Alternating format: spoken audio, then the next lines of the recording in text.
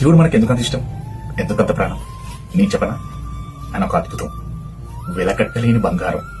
ఆయన గురించి చెప్తేనే కళ్ళబిడ్డలాగా నీళ్ళు కారిపోతుంటాయి. ఎందుకో చెప్పనా? మనం ఇప్పుడు బ్రతుకుతున్నాం, ఇన్ని కష్టాలు ఇన్ని బాధలు ఇంత సఫర్తో బతుకుతుంటాం కదా లైఫ్ లో.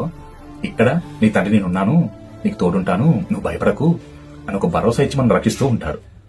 ఓకే సరే, మనం లోకాన్ని విడిచిపెట్టి వెళ్ళిపోయినాక కూడా అక్కడ కూడా ఒకరే నీకు నేను ఉన్నాను రా, నిన్ను అత్తుకొని కౌలించుకొని ఉంటాడు. అక్కడే కాపాడుతాను అనుకున్నావా?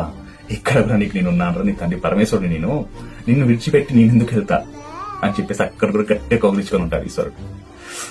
ఎంత గొప్ప మహానీయుడు కదా. అందుకు కదా ఆయన అంటే ప్రాణం, అందుకు కదా ఆయన అంటే ఇష్టం.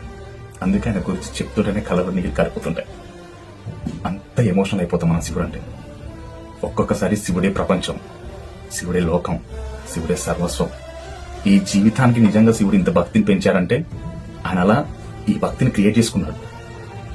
అది మన ఎన్నో జన్మలు చేసుకున్న పుణ్యం అయితే ఈ జన్మల శివుడి మీద మనకి ఇంత ప్రేమని క్రియేట్ చేసుకున్నాడు ఆయననే. ఆయన ఆజ్ఞ లేని చీమ కూడా పుట్టదు కదా. మనం ఇంత భక్తి పెంచుకున్నామంటే కూడా అది ఆయన ఆజ్ఞనే. అందుకనే సర్వేశ్వర పాదాలు పట్టుకున్నప్పుడు ఎప్పుడు వదలకండి, గట్టిగా పట్టుకోండి. ఆయన మిమ్మల్ని కూడా అంతే గట్టిగా పట్టుకుని వదలకుండా ఉంటాడు. హర హర మహాదేవ శంభో శంకర శివకేశవాయ నమః.